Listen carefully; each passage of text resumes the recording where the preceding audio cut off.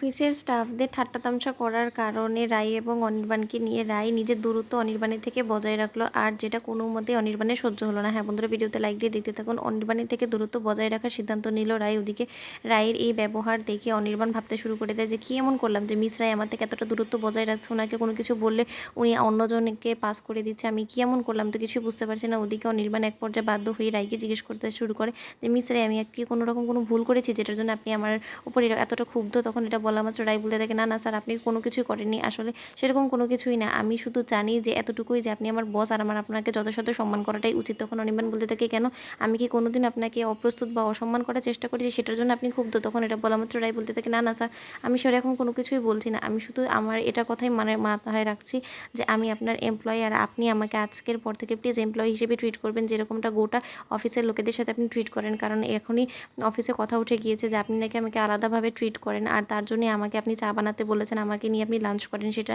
একদমই ভালো চোখে দেখছেন অফিসের লোকেরা। প্লিজ স্যার, আমি আপনার কাছে রিকোয়েস্ট করছি, প্লিজ আমার সাথে আর এরকম বিহেভিয়ারটা আপনি করবেন না।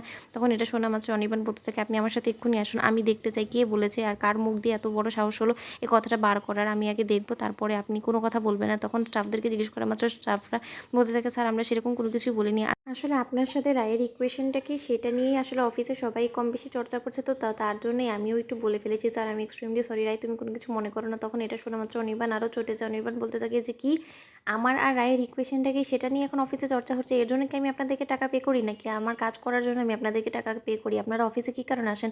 আমাকে আর রায়কে নিয়ে গুজব ছড়ানোর জন্য, মিথ্যে অপবাদ দেওয়ার জন্য, নাকি রায়ের দিকে আঙুল তোলার জন্য? তখন এটা শোনা মাত্র রায় বলতে থাকে, আচ্ছা স্যার থাক না, ওরা যা বলেছে আমাকে বলেছে, ওরা হয়তো বা ভুল বুঝে গিয়েছে, তার জন্য এরকম হয়েছে, আপনি কোনো কথা না মনে লাগাবেন না, আসলে আমিও কোনো কথা মনে ধরিনি। আর শোনো, আমি তোমাদেরকে একটা কথা বলে রাখি, তোমরা যা কিছু ভাবছো সেরকম কোনো কিছুই আমার বা অনির্বাণ স্যারের মনে একদমই নেই। আর অনির্বাণ স্যার আমার কাছে অনেকটা শ্রদ্ধেয়, কারণ উনি আমার বস আর আমি ওনার কাছে কাজ করি, তাই আমি মন দিয়ে ওনার কাছ থেকে কাজটাই শিখতে চাই। কিন্তু তাই বলে একদিন যা বানিয়ে দিয়েছি বলে যে অনেক কিছু উল্টে পাল্টে গিয়েছে আমাদের মধ্যে, সেরকম কোনো কিছু না। কিন্তু তোমরা যে অ্যাঙ্গেলে নিয়ে গিয়েছো সেটা খুবই খারাপ ছিল, তার জন্য আমি একটু রেগে গিয়েছিলাম। আর স্যার আপনার আর ওদের বকাবকি করবেন না প্লিজ, আপনি ওদেরকে ক্ষমা করে দিন।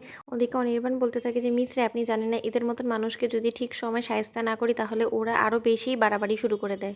ওদিকে রাইয়ের কথা রাখতে অনির্বাণ ওখান থেকে চলে আসে। তখন অফিসের স্টাফরা একে অপরের সাথে বলাবলি করে যে রাইয়ের জন্য স্যারের কীরকম গায়ে লেগেছে, কথাগুলো দেখেছিস, রাইয়ের হয়ে স্যার কীরকম আমাদের সাথে লড়াই করলো, স্যার কিন্তু আগে এরকম ব্যবহার আমাদের সাথে কোনোদিনও করেনি, শুধুমাত্র এই রাইটা আসার পর থেকে আমাদের সাথে স্যার যাচ্ছে তাই ভাষায় ব্যবহার করছে, তারপর আমরা মুখ বুঝে সব কিছু সহ্য করছি। কিন্তু আমি একটা জিনিসই বুঝি না যে স্যারের রাইয়ের সাথে তো মাখামাখি কিসের বলতো, কারণ রাই তো এই দুদিন হয়েছে এখানে এসেছে, এরই মধ্যে স্যার একবারে পুরোপুরি গলে গেল, কাবু হয়ে গেল এই রায়ের মতন একটা মেয়ের কাছে, কিছুই বুঝতে পারছে না। তো বন্ধুরা, তোমাদের ভিডিওটি ভালো লেগে থাকলে লাইক কমেন্ট শেয়ার করে সাবস্ক্রাইব করতে ভুলো না।